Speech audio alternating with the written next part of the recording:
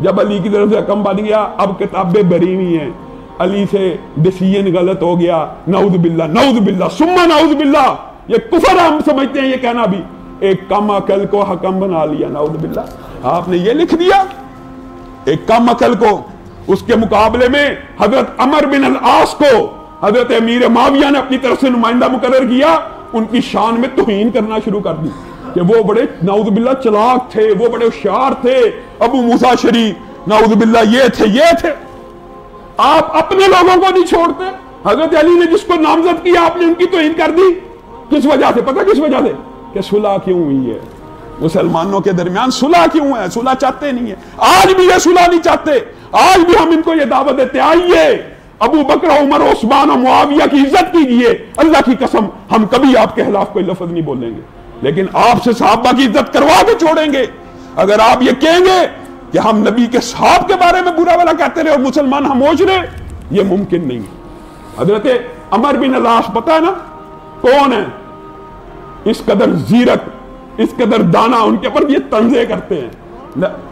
فتح مکہ سے کچھ دیر قبل اسلام قبول کیا، ابو موسیٰ اشعری کے فضائل تو لوگوں کو پتہ ہے۔ عمر بن العاص فتح مکہ سے تھوڑی دیر پہلے اسلام قبول کیا، لیکن شان و منزلت ایسی ہے، نبی کریم صلی اللہ علیہ وسلم کے پاس ایک مقدمہ آیا، نبی کریم صلی اللہ علیہ وسلم نے عمر کو کہا جاؤ اس مقدمے کا فیصلہ کرو۔ عمر بن العاص نے کہا آقا آپ کے ہوتے ہوئے عمر اس مقدمے کا فیصلہ کیسے کر سکتا ہے؟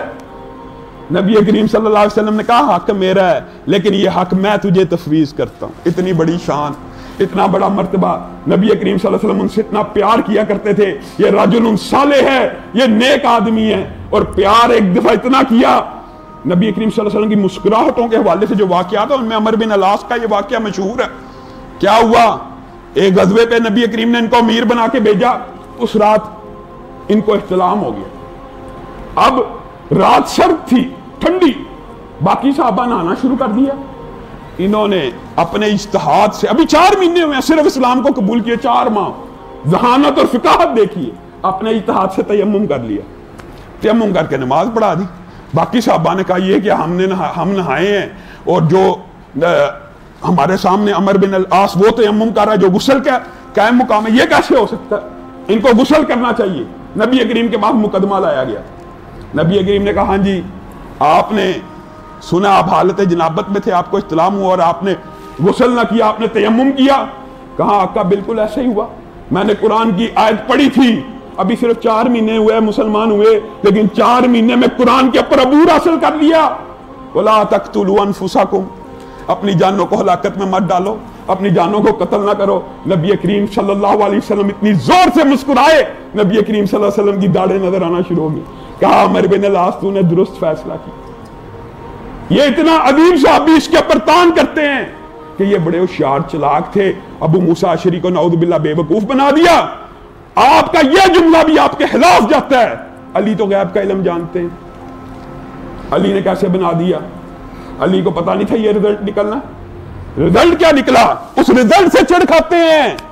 مسلمانوں کی آپس میں صلح ہو گئی، مسلمانوں نے اس بات پر اتفاق کر لیا، آپس میں تحکیم کے واقعے میں مسلمانوں کا اتفاق ہو گیا کہ ٹھیک ہے جو یہ فیصلہ 2 بندے کریں گے قاتلین عثمان کے بارے میں، دونوں گروہوں کو منظور ہوگا۔ لمبی تحریر ہے، اس کا مختصر آپ کے سامنے خلاصہ رکھ رہا ہوں۔ شام والوں کی ساری ذمہ داری امیر معاویہ کے ذمہ ہوگی، باقی امت کی علی کے ذمہ۔ اگر ایک دوسرے کے اوپر اس صلح کے معاہدے کے مابین کوئی حملہ کرے گا، اس کے ذمہ دار ان کے امیر ہوں گے، یعنی امیر معاویہ کی ذمہ داری ہے شام کا کوئی بندہ اس لشکر پہ حملہ نہ کرے، اور حضرت علی کی ذمہ داری ہے ان کا کوئی بندہ ادھر حملہ نہ کرے جب تک فیصلہ نہیں ہو جاتا۔ یہی وہ فیصلہ ہے جس کی وجہ سے سپاہیوں نے خارجیوں کی شکل اختیار کی اور امت محمدیہ صلی اللہ علیہ وسلم میں پہلا باضابطہ نامزد فرقہ وجود میں آیا۔ حضرت علی نے جب اس فیصلے کو قبول کر لیا، آج بھی رافضی اس فیصلے سے دکھتے ہیں، آج بھی رافضیوں کو یہ فیصلہ قبول نہیں۔ اس دور کے سپاہیوں اور رافضیوں کو بھی منظور نہیں تھا۔ انہوں نے کیا کہا؟ انہوں نے کہا علی تو نے اس لیے اتنی جنگیں کرائی تھی، جنگ جمل ہوئی، صفین ہوئی، قتل تو عثمان کا انہوں نے کیا ہوا تھا، ان کو تو پتہ لگ گیا، پھر مسلمانوں کی صلح ہو گئی ہے، آر تو ہم نہیں مرنا ہے۔ انہوں نے نعرہ کیا بلند کیا؟ انہوں نے کہا نعوذ باللہ علی رضی اللہ نے کفر کر دی۔ پہلے علی کو خدا بنایا، پہلے علی کو الہ بنایا، پہلے علی کو سجدہ کیا، علی نے زندہ جلا دیا ان لوگوں کو بھی کہ جو مجھے الہ بناتے ہیں۔ بعد میں کہاں پہ اتر آئے؟ جب پتا لگا امیر معاویہ سے صلح ہو رہی ہے، پھر کیا کرنے پہ اتر آئے؟ یہ علی تو نے کفر کیا، نعوذ باللہ۔ پھر اس گروہ کو انہوں نے، اس گروہ کے بارے میں اہل سنت کا عقیدہ ہے، ان کو کیا کہا گیا؟ خارجی۔ یہ سارے خارجی ہیں، یہ اسلام سے اس طرح نکل گئے تھے۔ اس کی بنیاد بھی سبائی فتنہ ہے۔ حضرت علی نے عبداللہ ابن عباس کو ان کے پاس بھیجا کہ جا کے ان سے مناظرہ کرو، ان کو سمجھایا، وہ نہ سمجھے۔ حضرت علی نے سمجھانے کی کوشش کی۔ ہاں، حضرت علی کے ساتھ یہ ٹریجڈی ضرور رہی ہے کہ پہلے حضرت علی جنگ جمل میں بیدی رہے، صفین میں بیدی رہے، مسلمانوں کا اتفاق و اتحاد ہوا تو اپنے ہی گروہ کے رافضی سپاہی خارجی بن گئے۔ حضرت علی کے اس موقع کے اوپر تیری ہی الفاظ ہیں، کاش میری قوم میری اطاعت کرتی، میں اللہ کی دھرتی کے اوپر اسلام کو غالب کر دیتا۔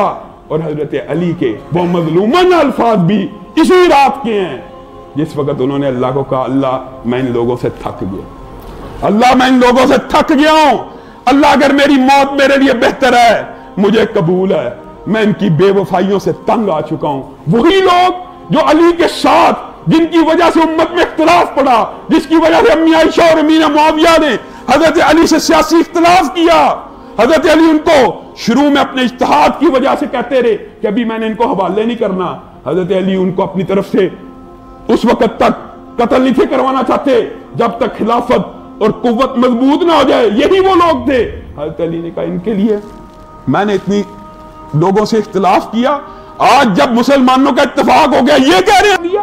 اور پھر یہ ایسے بدبخت لوگ تھے، انہوں نے یہ کفر کے فتوے صرف علی تک نہیں لگائے بلکہ کیا کہا؟ عثمان بھی کافر ہی تھا، علی بھی کافر ہی ہے، نعوذ باللہ، معاویہ بھی کافر ہے۔ سارے صحابہ کو کافر بنانے والے یہی رافضی، یہی سبائی، یہی خارجی تھے۔ انہوں نے پھر مسلمانوں کے خلفاء کے بارے میں پلاننگ کی کہ ایک ہی رات کے اندر اندر، اور یہ بات یاد رکھیے حضرت علی انہوں نے یہ دعا کی تھی، اور محدثین یہ کہتے ہیں اللہ کی قسم علی کی دعا اللہ نے قبول کر لی، اور یہی وہ گروہ ہے۔